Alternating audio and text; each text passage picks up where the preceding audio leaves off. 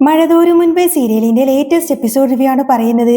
അങ്ങനെ അലീനയാണെങ്കിൽ ഒരു നവവധുവിനെ പോലെ ഇങ്ങനെ ഒരുങ്ങി നിൽക്കുവാണ്. പട്ടുസാരിയും അതുപോലെ സ്വർണ്ണാഭരണങ്ങളൊക്കെ അവളുടെ സൗന്ദര്യം ഇരട്ടിക്കുന്നുണ്ടായിരുന്നുവെങ്കിലും ആ മുഖത്ത് വധുവിനുണ്ടാവേണ്ട യാതൊരുവിധ സന്തോഷവും ലവലേശം പോലും ഉണ്ടായിരുന്നില്ല. പകരം വിങ്ങിപ്പൊട്ടാൻ നിൽക്കുന്ന ഒരു വലിയ സങ്കടത്തിലായിരുന്നു ആ കണ്ണുകൾ. അലീനയെ ഒരുക്കാൻ വേണ്ടിയിട്ട് കൂടെയുള്ളത് അവളുടെ അനിയത്തിമാരായ ഭവിതയും കൃഷ്ണമോളുമായിരുന്നു. സാരിയുടെ തുമ്പൊക്കെ ഒതുക്കി വെക്കുമ്പോൾ അവളുടെ കയ്യിൽ നിന്നും അറിയാതൊക്കെ ഇങ്ങനെ കൈ വിറക്കുന്നുണ്ടായിരുന്നു. കൃഷ്ണമോൾ ഒരു ചെറിയ പെട്ടിയിൽ നിന്നും മുല്ലപ്പൂവൊക്കെ എടുത്ത് അലീനയുടെ മുടിയിൽ ഇങ്ങനെ ചൂടി നോക്കി.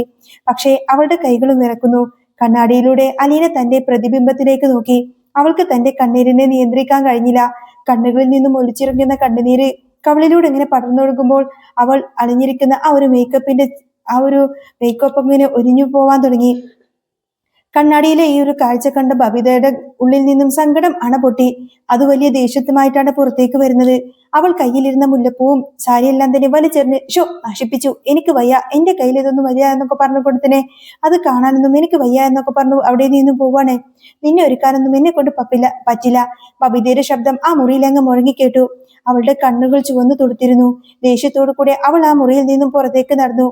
ബബിത മുറി വിട്ടു പോയത് ദേഷ്യം കൊണ്ടല്ല, മറിച്ച് തന്റെ പ്രിയപ്പെട്ട അലീന ചേച്ചി ഈ വീട് വിട്ടു പോകുന്നു എന്ന ആ ഒരു കടുത്ത സങ്കടം അവൾക്ക് സഹിക്കാൻ കഴിയാത്തത് കൊണ്ടാ. അലീനയും കൃഷ്ണമോളും നന്നായിട്ട് ആ ഒരു സങ്കടമുണ്ടായിരുന്നു. കൃഷ്ണമോൾ ഒന്നും ഉണ്ടാതെ തല താഴ്ത്തി നിന്നു. അവളുടെ കണ്ണിൽ നിന്നും കണ്ണുനീര് തുള്ളിങ്ങ് താഴേക്ക് വീഴുന്നുണ്ടായിരുന്നു. അലീന മെല്ലെ കൃഷ്ണമോളുടെ കയ്യിൽ പിടിച്ചു. ആ മുറിയിൽ വീണ്ടും സങ്കടത്തിന്റെ കനത്ത നിശബ്ദത പടർന്നു. ഇതേ സമയം താഴെ ഉമ്മർത്ത് യാത്രക്കുള്ള ഒരുക്കങ്ങൾ ഏതാണ്ട് പൂർത്തിയാക്കിയിരുന്നു ബാലചന്ദ്രൻ. അങ്ങനെ താഴേക്ക് ഒരുങ്ങിയിറങ്ങി വരികയാണ് അലീന. വർഷങ്ങളുടെ ഭാരവും മനസ്സിൽ ആദ്യം ആ മുഖത്ത് വ്യക്തമായി തന്നെ ബാലേന്ദ്രന്റെ മുഖത്ത് വ്യക്തമായി തന്നെ കാണാമായിരുന്നു. മുറ്റക്കത്ത് കിടക്കുന്ന കാറിലേക്ക് അദ്ദേഹം നോക്കി നിൽക്കുമ്പോൾ രോഹിത് ഉമ്മർത്ത വലിയൊരു തൂണും ചാരി വിഷമത്തോടു കൂടെ നിൽക്കുന്നുണ്ടായിരുന്നു. തന്റെ മകൻ അനുഭവിക്കുന്ന മാനസിക വിഷമം ബാലചന്ദ്രന് നന്നായിട്ട് മനസ്സിലായി. ബാലേന്ദ്രൻ എന്നെ രോഹിത്തിന്റെ അടുത്തേക്ക് നടന്നു ചെന്നു. അവന്റെ തോളിൽ കൈവച്ചുകൊണ്ട് വളരെ പതുക്കെ പറഞ്ഞു, മോനെ രോഹിത്, ഞാൻ ഇന്ന് മിക്കവാറും തിരിച്ചു വരില്ല. അലീനെ അവിടെ കൊണ്ടാക്കിയിട്ട് ഞാൻ ഇങ്ങോട്ടേക്ക് മടങ്ങത്തുള്ളൂ. ചിലപ്പോ ഒരുപാട് വൈകും, അല്ലെങ്കിൽ ഞാൻ ഇന്ന് വരില്ല. അതുകൊണ്ട് ഇവിടെയുള്ള കാര്യങ്ങളെല്ലാം നീ തന്നെ നോക്കണം. നിന്റെ കൈകളിൽ ഇവിടെ കാര്യങ്ങൾ ഏൽപ്പിച്ചുകൊണ്ട് പോവാനും എനിക്ക് ധൈര്യമുണ്ട്. രോഹിത് അച്ഛന്റെ മുഖത്തേക്ക് നോക്കി. അവന്റെ കണ്ണുകൾ നിറഞ്ഞൊഴുകുന്നുവെങ്കിലും അവൻ അത് പുറത്ത് കാണിക്കാതിരിക്കാൻ വേണ്ടി ശ്രമിച്ചു. അതെ, ഞാൻ നോക്കിക്കോളാം അച്ഛാ. അച്ഛൻ വിഷമിക്കാതെ പോയിക്കോളൂ എന്ന് രോഹിത് പതിഞ്ഞ സ്വരത്തിൽ പറഞ്ഞു. അവർ സംസാരിച്ചു കൊണ്ടിരിക്കുന്ന സമയത്ത് തന്നെ തറവാടിന്റെ പടികളിറങ്ങി അലീന വരുന്നുണ്ടായിരുന്നു. കൂടെ തല താഴ്ത്തി കൃഷ്ണമോളും ഉണ്ടായിരുന്നു. ഒരു രാജകുമാരിയെ പോലെ, ഒരു നവവധുവിനെ പോലെ അണിഞ്ഞൊരുങ്ങി പടികൾ ഇറങ്ങി വരുന്ന അലീനയെ കണ്ടപ്പോൾ ബാലചന്ദ്രന്റെ നെഞ്ചൊന്ന് പിടഞ്ഞു. അദ്ദേഹത്തിന്റെ കണ്ണിൽ പെട്ടെന്ന് തന്നെ വെള്ളം നിറഞ്ഞു. തന്റെ മകളെ ഇതുപോലൊരു സുന്ദരിയായി ഒരുക്കി വീട്ടിലേക്ക് സന്തോഷത്തോടു കൂടെ യാത്ര അയക്കണമെന്ന് അദ്ദേഹം ഒരുപാട് ആഗ്രഹിച്ചിരുന്നു. പക്ഷേ ഇന്നത്തെ ഈ ഒരു സാഹചര്യം അത് തികച്ചും വ്യത്യസ്തമായിരുന്നു. ബാലചന്ദ്രൻ തന്റെ സങ്കടം നിയന്ത്രിക്കാനാവാതെ അലീനയുടെ മുഖത്തേക്ക് നോക്കി. എന്നിട്ട് അലീനയുടെ കണ്ണുകൾ നിന്നുണ്ടായിരുന്നു. നെടുമ്പരക്കൽ തറവാട്ടിലെ ഓരോ കോണിലും അവൾ അനുഭവിച്ച സ്നേഹത്തിന്റെയും വേദനയുടെയും ഓർമ്മകൾ ആ നിമിഷം അവളുടെ മനസ്സിലൂടെ അങ്ങ് കടന്നുപോയി. ബാലചന്ദ്രൻ അലീനയുടെ അരികിലേക്ക് നടന്നു ചെന്നു. അദ്ദേഹത്തിന്റെ ചുണ്ടുകൾ വിറക്കുന്നുണ്ടായിരുന്നു. ഞാൻ എന്റെ മോളെ ഇവിടെ നിന്ന് ഒരുക്കത്തിൽ തന്നെ പറഞ്ഞുവിടുമെന്ന് ഒരുപാട് ആഗ്രഹിച്ചതാ മോളെ. പക്ഷേ സന്ദർഭവും സാഹചര്യമൊക്കെ ഇങ്ങനെ അങ്ങ് മാറിപ്പോയി. നിറഞ്ഞൊഴുകുന്ന കണ്ണുകളോടുകൂടെ ബാലചന്ദ്രൻ പറഞ്ഞു. അച്ഛൻ കരയുന്നത് കണ്ടപ്പോൾ തന്നെ അലീനയുടെ ഉള്ളിലെ സങ്കടം അണപൊട്ടി ഒഴുകി. കൂടെ നിന്നിരുന്ന കൃഷ്ണമോളുടെ നെഞ്ചൊക്കെ തകർന്നുപോയി. തന്റെ കയ്യിലുണ്ടായിരുന്ന ബാഗ് കാറിന്റെ അടുത്തേക്ക് കൊണ്ടുപോയി വെക്കാനായി കൃഷ്ണമോൾ അവിടെ നിന്ന് വേഗത്തിൽ തന്നെ നടന്നു പോവാണ്. സ്വന്തം സങ്കടം മറ്റുള്ളവർ കാണാതിരിക്കാൻ വേണ്ടിയിട്ടായിരുന്നു അവൾ അവിടെ നിന്ന് മാറിയത്. ബാലചന്ദ്രനാണെങ്കിൽ വീണ്ടും അലീനയുടെ കൈകൾ പിടിച്ചു. മോളെ, നീ എവിടെയായിരുന്നാലും നന്നായിരിക്കണം. എന്റെ മോളായി നീ ഇതുപോലെ തന്നെ നവവധുവിനെ പോലെ ഈ വീട്ടിൽ നിന്നും പറഞ്ഞു വിടണമെന്നത് എന്റെ ഏറ്റവും വലിയ ആഗ്രഹമായിരുന്നു. സാഹചര്യങ്ങൾ അനുകൂലമല്ലെങ്കിലും നിന്നെ ഇങ്ങനെ ഒരുക്കി കാണാൻ എനിക്ക് സാധിച്ചല്ലോ, അത് മതി. എനിക്ക് എന്റെ ആഗ്രഹം സാധിച്ചു. വാക്കുകൾ പൂർത്തിയാക്കാൻ കഴിയാതെ ബാലചന്ദ്രൻ അങ്ങ് വിങ്ങിപ്പൊട്ടി. പെട്ടെന്ന് തന്നെ അദ്ദേഹത്തിന്റെ കവിളിലൂടെ ഒലിച്ചിറങ്ങുന്ന കണ്ണുനീർ തുടച്ചു മാറ്റി. വാ, നമുക്ക് പെട്ടെന്നിറങ്ങാമെന്നൊക്കെ പറഞ്ഞ് അദ്ദേഹം വേഗം തന്നെ കാറിന്റെ അടുത്തേക്ക് അങ്ങ് നടന്നു പോവാണ്. അലീനയുടെ മുന്നിൽ വെച്ച് കൂടുതൽ കരയാനൊന്നും അയാൾ ആഗ്രഹിച്ചിരുന്നില്ല. അലീന കണ്ണീരോടുകൂടെ തന്നെ അവിടെ നിന്നു. അവൾ മെല്ലെ രോഹിത്തിന്റെ അടുത്തേക്ക് നടന്നു ചെന്നു. രോഹിത്, അലീന വിളിച്ചു. രോഹിത് അലീനയെ നോക്കി. അവന്റെ മുഖത്ത് സങ്കടം തളം കെട്ടി നിൽക്കുന്നുണ്ടായിരുന്നു. രോഹിത്, നിന്നോട് പ്രത്യേകിച്ച് ഒരു കാര്യം ഞാൻ പറഞ്ഞു തരണമെന്നില്ലല്ലോ. ഇപ്പോ നിനക്ക് എല്ലാ കാര്യങ്ങളും അറിയാം. നീ നിന്റെ കാര്യങ്ങളൊക്കെ നന്നായിട്ട് തന്നെ നോക്കണം, നന്നായി പഠിക്കണം. നിന്റെ അനിയത്തിമാരെ നീ വേണം ഇനി നോക്കാൻ. ഞാൻ ഇല്ലാത്തതിന്റെ ഒരു കുറവുമാർക്ക് വരാൻ പാടില്ല. നീ എപ്പോഴും അവരുടെ കൂടെ തന്നെ ഉണ്ടാവണം. പിന്നെ നമ്മുടെ അച്ഛനെ നീ നന്നായി നോക്കണം. അലീന അനിയത്തിയോട് യാത്ര പറയുമ്പോൾ അവളുടെ ശബ്ദം ഇടറുന്നുണ്ടായിരുന്നു. രോഹിത് ഒന്നും മിണ്ടാതെ സങ്കടത്തോടുകൂടെ തലയാട്ടി. അലീനക്ക് അവരെ കെട്ടിപ്പിടിച്ച് കരയാനാ തോന്നിയത്. ഇതേ സമയത്ത് തന്നെ കൃഷ്ണമോള് ബാഗൊക്കെ ഇങ്ങനെ കാറിൽ വെച്ചതിന് ശേഷം തിരികെ ഉമ്മറത്തേക്ക് വന്നു. അലീനയെ കണ്ടപ്പോ അവൾ ഓടിച്ചെന്ന് അലീനയെ കെട്ടിപ്പിടിച്ചു. ചേച്ചി ചേച്ചി ഇറങ്ങാണ് മോളെ, ചേച്ചി ഇവിടെ ഇല്ലെന്നും പറഞ്ഞ് നീ ഇനി സങ്കടപ്പെടരുത്. നിനക്ക് എന്ത് ആവശ്യമുണ്ടെങ്കിലും ഈ ചേച്ചി നിന്റെ കൂടെ ഉണ്ടാവും. കൃഷ്ണമോളുടെ നിറയിൽ ചുംബിച്ചുകൊണ്ട് തന്നെ അലീന പറഞ്ഞു. അവൾ കൃഷ്ണമോളുടെ കണ്ണുനീര് തുടച്ചു കൊടുത്തു. അതിനുശേഷം അലീന ചുറ്റും നോക്കി. ബബിതയെ അവിടെ എങ്ങും തന്നെ കാണുന്നില്ല. ബബിതയുടെ മോളെ, അലീന ചോദിച്ചു. ബബിതേച്ചി മുകളിലെ റൂമിലുണ്ട്, ചേച്ചി അങ്ങോട്ടേക്ക് വരുന്നില്ലെന്ന് പറഞ്ഞു. കൃഷ്ണമോള് സങ്കടത്തോടെ മറുപടി നൽകാണ്. അലീന മെല്ലെ പടികളൊക്കെ കയറി മുകളിലേക്ക് നടന്നു. ബബിതയുടെ മുറിയിലെ വാതിൽ ഇങ്ങനെ പകുതി തുറന്നു കിടക്കുമായിരുന്നു. മുറിക്കുള്ളിൽ കട്ടിലിരുന്ന് ഭയങ്കര സങ്കടപ്പെട്ട് ഇങ്ങനെ കരയായിരുന്നു ബബിത.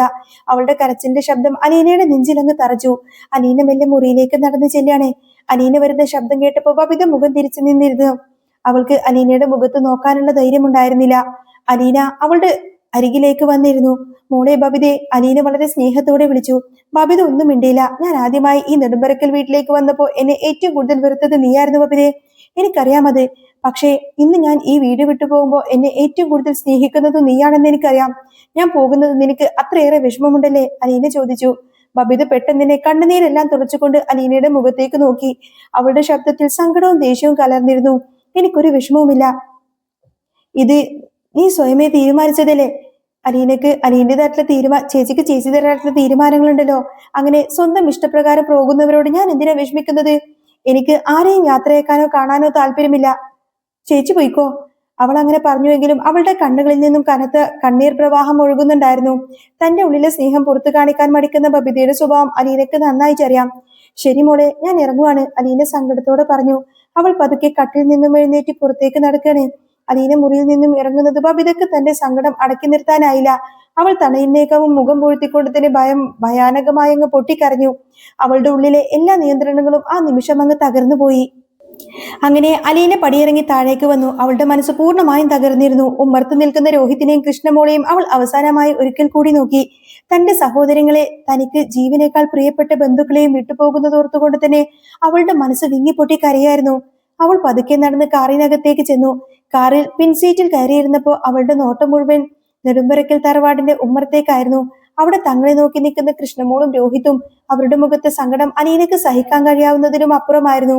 കാറിന്റെ മുൻസീറ്റിരുന്ന ബാലചന്ദ്രൻ പുറത്തേക്ക് തന്നെ നോക്കിയിരുന്നു. അദ്ദേഹത്തിന്റെ മനസ്സ് ഒരു കൊടുങ്കാറ്റ് പോലെ ഉലയുന്നുണ്ടായിരുന്നു.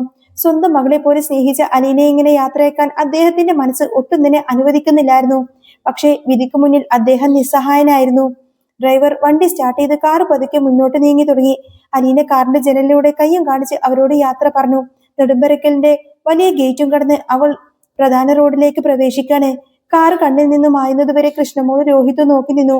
കാറ് പൂർണ്ണമായും മാറിയപ്പോൾ കൃഷ്ണമോൾ തന്റെ സങ്കടം സഹിക്കാനാവാതെ രോഹിത്തിന്റെ തോളിലേക്ക് അങ്ങ് ചാഞ്ഞ് പൊട്ടിക്കരയാണ്. രോഹിത് അവളെ ചേർത്ത് പിടിച്ച് ആശ്വസിപ്പിക്കാൻ ശ്രമിച്ചുവെങ്കിലും അവന്റെ കണ്ണുകളും ആ നിമിഷം നിറഞ്ഞു കവിഞ്ഞിരുന്നു. കാർ അങ്ങനെ മുന്നോട്ട് പോയിക്കൊണ്ടിരിക്കുകയാണ്. കാറിനുള്ളിൽ കനത്ത നിശബ്ദതയായിരുന്നു. പുറത്ത് നേരിയ തോതിൽ മഴ പെയ്യാൻ തുടങ്ങി. അങ്ങനെ ബാലചന്ദ്രൻ ഒന്നും മിണ്ടാതെ ജനലിന്റെ പുറത്തേക്ക് നോക്കിയിരിക്കുകയാണ്. അദ്ദേഹത്തിന്റെ മുഖത്ത് കാണുന്ന ആ ഒരു നിശബ്ദത അലീനയെ കൂടുതൽ സങ്കടപ്പെടുത്തി. അച്ഛൻ എന്താ ഒന്നും മിണ്ടാത്തത്? അലീന വളരെ പതിഞ്ഞ സ്വരത്തിൽ ചോദിച്ചു. ബാലചന്ദ്രൻ മെല്ലെ മുഖം തിരിച്ചുകൊണ്ട് അവളെ നോക്കി. അദ്ദേഹത്തിന്റെ കണ്ണുകളിൽ സങ്കടത്തിന്റെ ഒരു വലിയ ജലാശയം തന്നെ ഉണ്ടായിരുന്നു.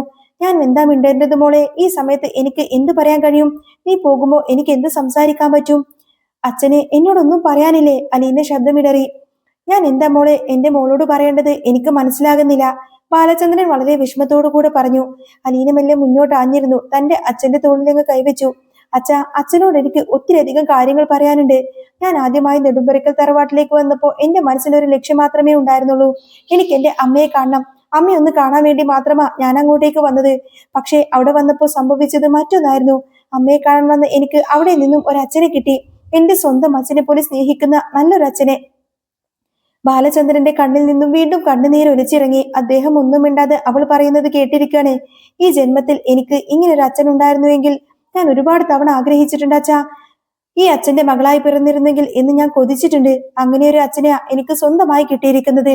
അച്ഛൻ ഓരോരുത്തരുടെയും മുന്നിൽ ചെന്ന് ഇതെന്റെ മകളാണ് എന്നിങ്ങനെ പറഞ്ഞ് പരിചയപ്പെടുത്തുമ്പോ എന്റെ ഉള്ളിലുണ്ടായിരുന്ന ആ ഒരു സന്തോഷം എനിക്ക് വാക്കുകൾ പോലും പറയാൻ കഴിയുന്നില്ല അച്ഛാ. ഈ ലോകത്ത് ഞാൻ ഏറ്റവും കൂടുതൽ സന്തോഷം അനുഭവിച്ച നിമിഷങ്ങൾ അതൊക്കെയായിരുന്നു. അലീന തന്റെ മനസ്സ് തുറന്നു. അലീനയുടെ വാക്ക് കേട്ടപ്പോൾ ബാലചന്ദ്രന്റെ മനസ്സ് പൂർണ്ണമായും അങ്ങ് വിങ്ങിപ്പൊട്ടി. അദ്ദേഹത്തിന് തന്റെ സങ്കടം നിയന്ത്രിക്കാൻ കഴിഞ്ഞില്ല. അദ്ദേഹം ശബ്ദമില്ലാതെ കരഞ്ഞു. അതുകൊണ്ട് തന്നെ അലീന, അച്ഛാ, എനിക്ക് അച്ഛനെ വിട്ടുപോവാൻ ഒട്ടും തന്നെ താല്പര്യമില്ല അച്ഛാ. ഈ വീട്ടിൽ നിന്ന് പോകുമ്പോൾ എനിക്ക് ഏറ്റവും വലിയ നഷ്ടം എന്റെ അച്ഛനെ പിരിയുന്നത് തന്നെയാണ്. അച്ഛന്റെ ഈ സ്നേഹം എനിക്ക് നഷ്ടമാകുന്നു എന്നാണ് എന്റെ ഏറ്റവും വലിയ സങ്കടം. അലീന കരഞ്ഞുകൊണ്ട് പറഞ്ഞു.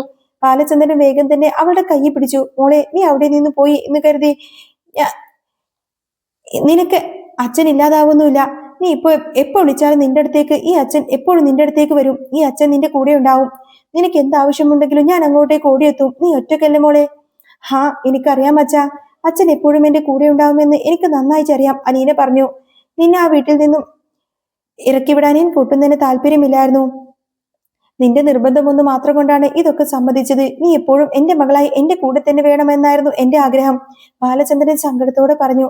എനിക്ക് അങ്ങനെ തന്നെയാണെന്ന് ആഗ്രഹം അച്ഛാ, എന്റെ കൂടെ എപ്പോഴും ഉണ്ടാകണമെന്ന്. എന്റെയും അത് തന്നെ ആഗ്രഹം. പക്ഷേ അതിന് കഴിയില്ലല്ലോ. ഇനി ഞാൻ എവിടെ പോയാലും അതൊന്നും സംഭവിക്കാനും എന്റെ സ്വന്തം അച്ഛൻ എന്റെ മുന്നിൽ വന്നാൽ പോലും ഈ അച്ഛൻ കഴിഞ്ഞിട്ട് എനിക്കിനി മറ്റാരും. ഇതാണ് എന്റെ സ്വന്തം അച്ഛൻ, അലീന അച്ഛന്റെ മുഖത്തേക്ക് നോക്കി ഉറപ്പിച്ചു പറഞ്ഞു. ആ വാക്ക് കേട്ടപ്പോൾ ബാലചന്ദ്രന്റെ ഉള്ളിലെ സങ്കടമങ്ങ് അണപൊട്ടി ഒഴുകി. തന്റെ മകളെ ആർക്കും വിട്ടുകൊടുക്കാൻ തന്നെ അദ്ദേഹത്തിന് മനസ്സിലായിരുന്നു. പക്ഷേ അവളുടെ മുന്നിലുള്ള വഴികളെല്ലാം തന്നെ അടഞ്ഞിരിക്കുകയായിരുന്നു. ഞാൻ ആദ്യമായി നെടുമ്പറക്കലെ വീട്ടിലേക്ക് വരുമ്പോൾ ആരുമില്ലാത്ത ഒരു അനാഥയായിരുന്നു അച്ഛാ ഞാന്. എന്നാൽ ഇന്ന് എനിക്ക് എല്ലാവരുമുണ്ട്. നല്ലൊരു അച്ഛനുണ്ട്, സഹോദരങ്ങളുണ്ട്, അമ്മയുണ്ട്. അമ്മയ്ക്ക് എന്നെ അറിയില്ല എങ്കിലും എനിക്ക് എന്റെ അമ്മയെ അറിയാലോ. ഞാൻ എന്റെ അമ്മയെ കണ്ടല്ലോ. പക്ഷെ ഇതിനേക്കാളൊക്കെ എനിക്ക് ഇഷ്ടം തരുന്നത് എന്റെ അച്ഛനെ വിട്ടുപോകുമ്പോഴാണ്. അലീന പറഞ്ഞൊന്ന് നിർത്തി. ബാലചന്ദ്രൻ അങ്ങ് വിങ്ങി പൊട്ടിക്കൊണ്ടതിന് അവളുടെ കൈയൊക്കെ ചേർത്ത് പിടിച്ചു. കാറിന്റെ പുറത്ത് നല്ല കനത്ത മഴ പെയ്യാൻ തുടങ്ങിയിരുന്നു. മഴത്തുള്ളികൾ കാറിന്റെ ജനലിലേക്ക് ഇങ്ങനെ തഴുകിക്കിടക്കുമ്പോൾ ഉള്ളിൽ പരസ്പരം പിരിയാമാരാത്ത മനസ്സോടുകൂടെ അച്ഛനും മകളും സങ്കടത്തോടും ഇങ്ങനെ വലിയ ഇമോഷണൽ ആയിട്ട് ഇങ്ങനെ നോക്കിയിരിക്കുന്നതും കാണിച്ചുകൊണ്ടാണ് കേട്ടോ എപ്പിസോഡ് പൂർണ്ണമാവുന്നത്. അപ്പൊ നിങ്ങൾക്ക് ഈ ഒരു ചാനൽ ഇഷ്ടമാവുകയാണെങ്കിൽ സബ്സ്ക്രൈബ് ചെയ്യാനും സപ്പോർട്ട് ചെയ്യാനും മറക്കല്ലേ. നെക്സ്റ്റ് വീഡിയോ ഉടനെ വരാം. ബൈ.